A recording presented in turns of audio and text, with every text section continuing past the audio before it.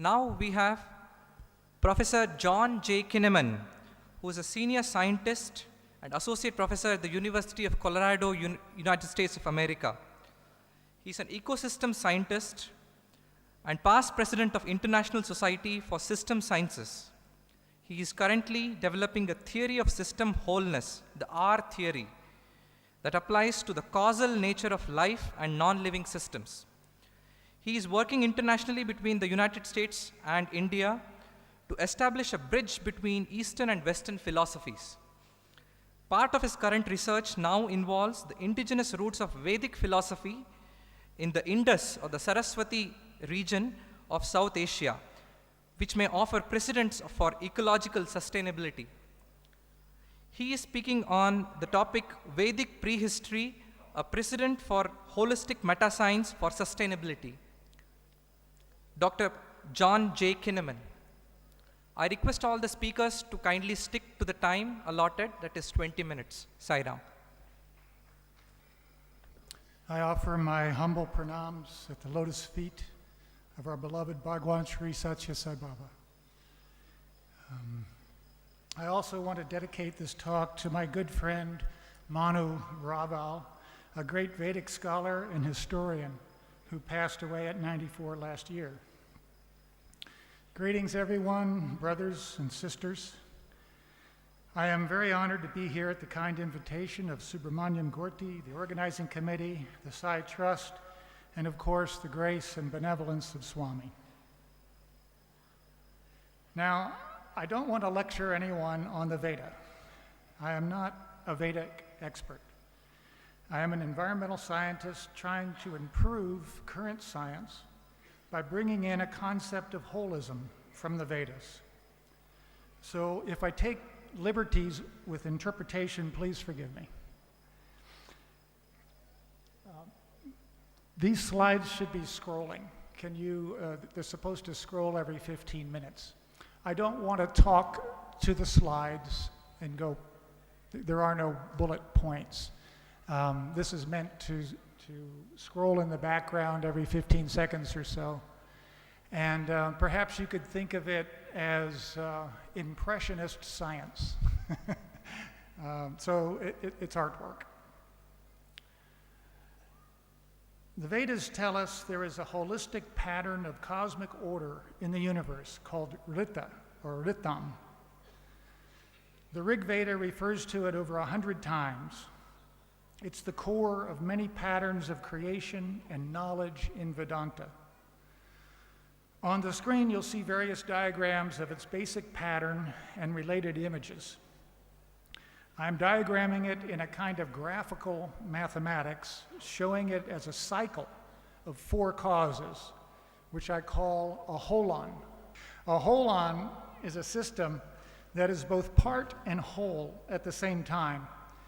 It represents the first thing we can know about Brahman, according to the Upanishads. It's a cycle of 4 natural movements that make or explain the wholeness of anything that exists or can exist. We can say that it is the quintessence of nature. The word quintessence means 5th essence, literally, in the Greek translation. If I have it right, it's the way things happen in interconnected causal cycles. Swami spoke about it often in various forms. In the one interview I had with him, he told me to refer to it as organization. He explained it in many discourses, but usually in terms of the supreme dharma that applies to us as true human beings. Rita seems to be a more general concept that applies to everything, even physical reality. Swami described it using his hand to show the 5 human values. It's also the 5 major paths of yoga. So maybe you can do this with me, okay? Just hold up your hand for a minute and look at your hand. You have 4 fingers that are relatively independent, but 1 thumb that can connect all of them and make it whole. Just as you need all 5 fingers to solidly grasp a physical object, you need all 5 qualities to solidly grasp reality. So your fingers represent the 4 causes in nature, which you see in those hold-on diagrams as a cycle. And the unifying 5th essence, your thumb.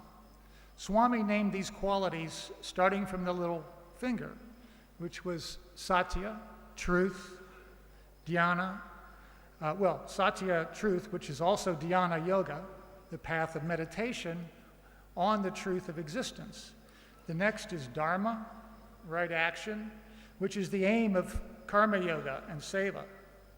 The next is shanti, peace, the peace of mind that comes with jnana yoga, true knowledge. Then prema, love, the essence of bhakti yoga. Finally, the thumb, which unifies them all, is ahimsa, which is Raja Yoga, unifying the 4 paths. Thus, ahimsa is not a simple concept of nonviolence, but a very deep, holistic one. It's more like the middle way of Zen. It's moving through all the causes harmoniously, passing gracefully through life without causing ripples, like passing over a still pond. It's speaking and acting sweetly and causing no offense.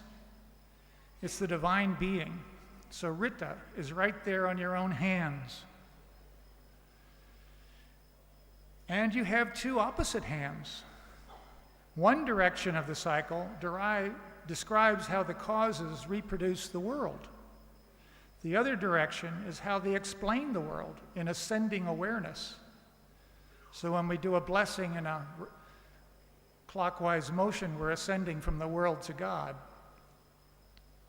Together they form the self, which is both, and maybe why we put them together to say namaste. I see your divine reality as whole embodiments of love. So these quintessential cycles establish a transcendent identity, the self, which is thus Atman, that may rise to Paramatman or sink to Jivatman. It's our choice. We might also say it's what we call right at any level of experience, up to ultimate truth. The Vedas make the astounding proposition that we can understand all of reality as happening in these terms. But I want to tell you 2 stories now. One is about building this scientific understanding of Rita into my own framework and models, perhaps, and it is perhaps the greatest of all legacies in human knowing. The other is about how I personally came kicking and screaming into this awareness from my Western background. And by the way, that's also how I first came to India in 2001, kicking and screaming behind my lovely wife, who had become a Sai devotee. I should have addressed you initially as sisters and brothers, because it is always the feminine that leads us to God. So in my professional life, I made a difficult transition from thinking in terms of physical aspects of reality, I started as a physicist, to looking for holistic answers as an ecosystem scientist. I wanted to answer a basic question: what makes a system whole and sustainable?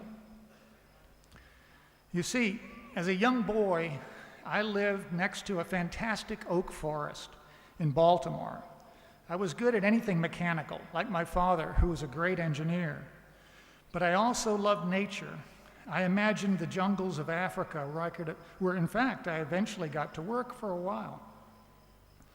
The forest to me was magical and exciting, and I thought we could just go deeper and deeper into its mysteries and wonders without ever finding another side. But one day the other side came to me, behind a team of bulldozers, toppling everything, and a housing development sprung up in its place without a tree in sight. We should never forget that nature holds the highest divinity. Even avatars come here to tell us only of our true nature. I believe they're one. One day my brother and I were standing speechless looking at the houses. until one of us picked up a rock and we started breaking windows. Well, it was the wrong thing to do, of course, and we got a good beating for it. But I think that was the day I became an ecologist, to find some answers beyond engineering. So later, in 1986, when NASA scientists proposed to study the Earth as a system, I wrote, to understand the system, we must first become a system. Up to this time, modern science had only looked at separate parts of nature, thinking it was nothing more than interactions. But in ecology, there's a saying that the whole is greater than the sum of the parts, which is very much like the transcendent quality of Rita. I understood that there must be something missing from the standard scientific view, which only calculates the behavior of parts. Today, we're facing a sustainability crisis on many levels. Our way of working with nature is resulting in the destruction of global life support systems. We inject as much carbon dioxide into the atmosphere as nature produces itself, trapping heat that intensifies storms and alters climate patterns in order to escape to space, which it must. We produce as much fixed nitrogen as nature produces, choking ecosystems and producing huge dead zones in the ocean. We've converted half the landscape to human use, a lot of that for terribly inefficient meat production. And we are nearing an extinction of half the species we had only 200 years ago, at a rate equal to any in geologic history. Human impact on Earth's life support systems is now equal to nature's impact. But are we equally good managers? Can nature or humanity survive with only half? I'd say we have a problem. But our post-truth society, as it has recently been declared, where belief makes reality without the benefit of facts, denies the problem and thus takes over as our biggest problem. Scientists don't know what to do about it, except that somehow humanity and nature have to get along. Sustainability is now a science in itself, but our present definition of sustainability, now 30 years old, is actually a statement of policy, not science. Like other aspects of the living world, current science can't define what sustainability is, only what it does. Modern science assumes material foundations that can be observed. Vedic science assumed that the cause of existence is the foundation. My first big awakening came when I stumbled onto the work of a mathematical biologist named Robert Rosen. Thank you. As a boy, he had a question.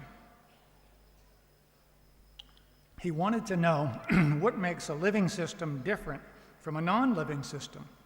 You see, just like our definition of sustainability, we have no scientific definition of what life is, only what it does, its behavior.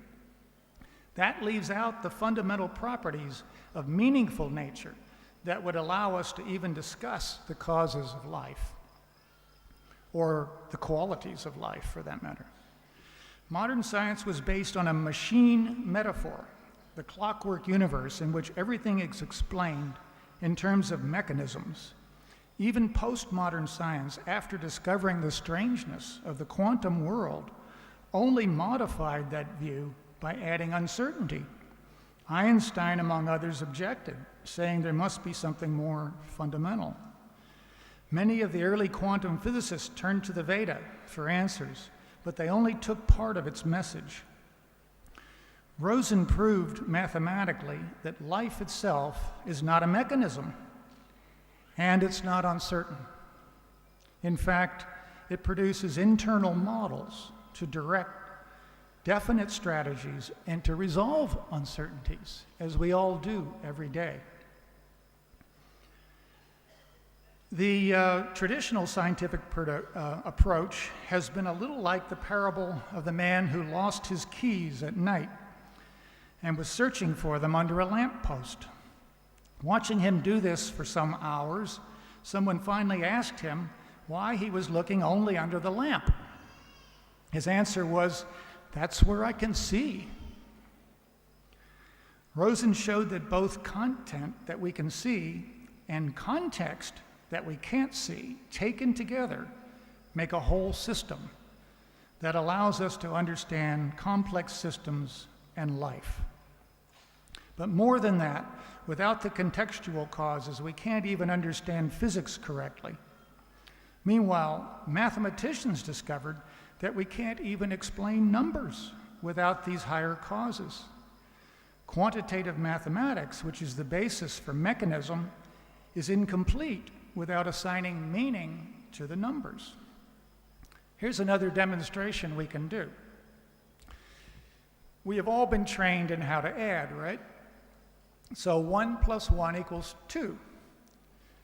If I ask you, what is 1 mango plus 1 mango? You're going to say 2 mangoes. But what if I ask you, what is 1 mango plus 1 banana? What's the answer? Well, you might be clever and say 2 fruit, and you'd be right. Fine. But what is then what is 1 mango plus 1 house? See, eventually you have to say 2 items or 2 things. In this way, we see the entire world in terms of separate things, and that's the basis for the mechanistic and quantitative view of nature that dominates current science. But what if we add systems that are not separate items? What if I ask you, what is 1 language plus another language? How many languages are in this hall? I can only guess dozens, maybe 100. But you might answer 2, and that might be right. But what if we add French and Spanish? They make Catalan, just like blue and yellow make green.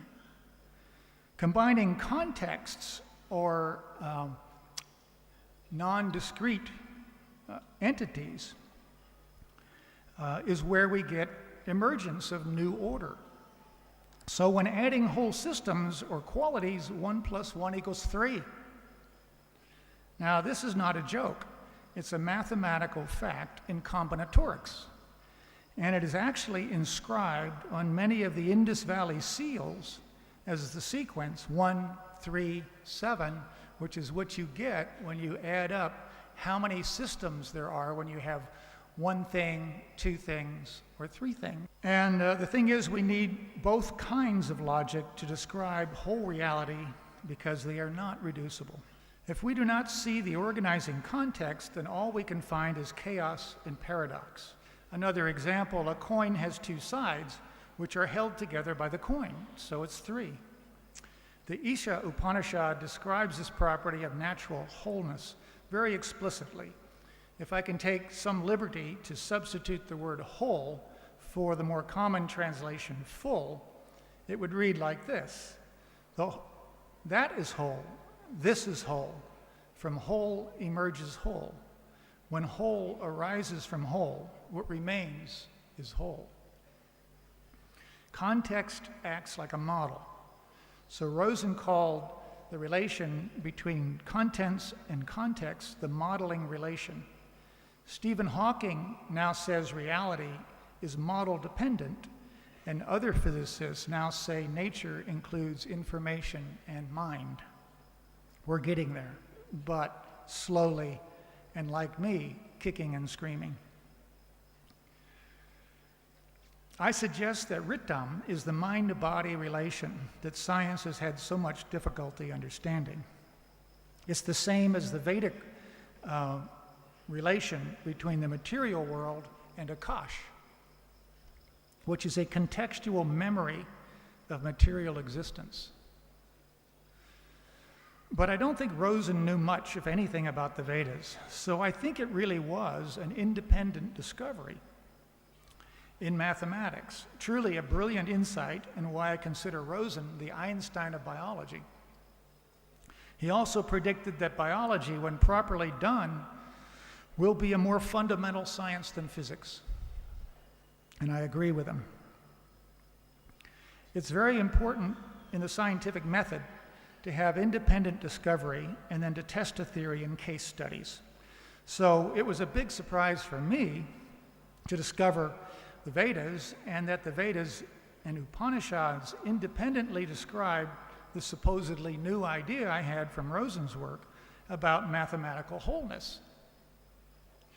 Then I was again amazed to find that many symbols of this cosmic order are found in the archaeology of the 5,000-year-old Indus-Saraswati civilizations, which scholars are now recognizing as an indigenous series of Vedic and Proto-Vedic cultures.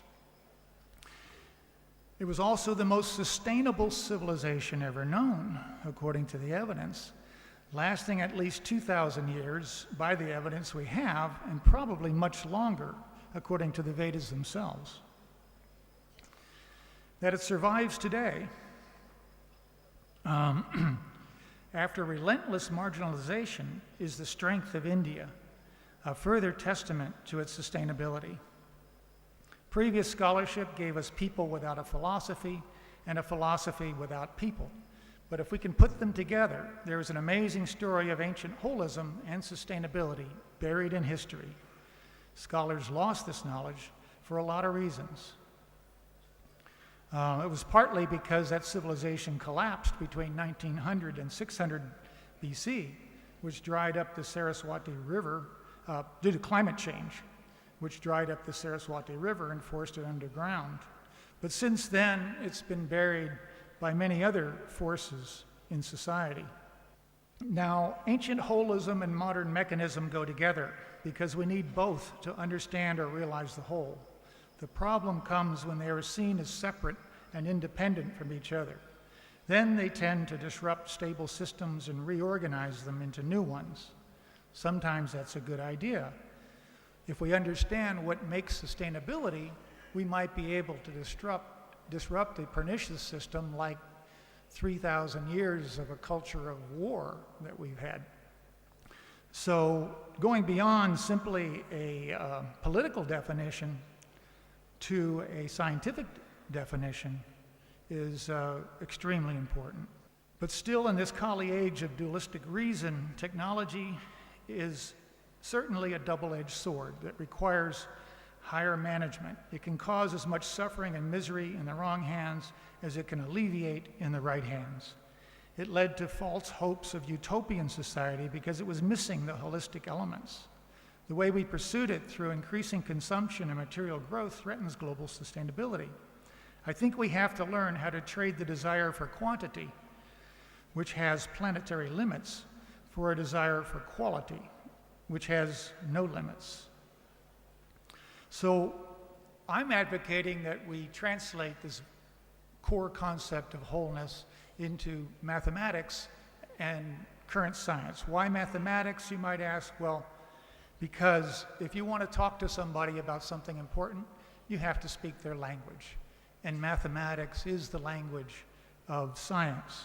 So in conclusion, we need a scientific definition of sustainability, which I think we can get from the Vedas, so that we know how to produce sustainable socio-ecological systems, or in the case of destructive systems that tend to be self-sustaining, like war and corruption, how to disrupt them and transform them into better systems. This also applies to the need to bring humanity to technology. This issue now looms as perhaps our greatest challenge, especially with regard to robotic technology, as Bill Gates and Stephen Hawking have recently warned. So this story has been all about finding wholeness and sustainability for a personal, social, ecological, and technological future of humanity. We have the examples, the theory, and the methods, but it goes beyond personal enlightenment, requiring that we also extend the personal to the social, as Swami so often asked us to do. It cannot be kept only as a private heaven, because we are part of the choices that will determine the future. And while I believe that Swami will always guide us through any new challenges, we must not think that we are small people without a responsibility to contribute. Thank you very much. Om Sai Ram.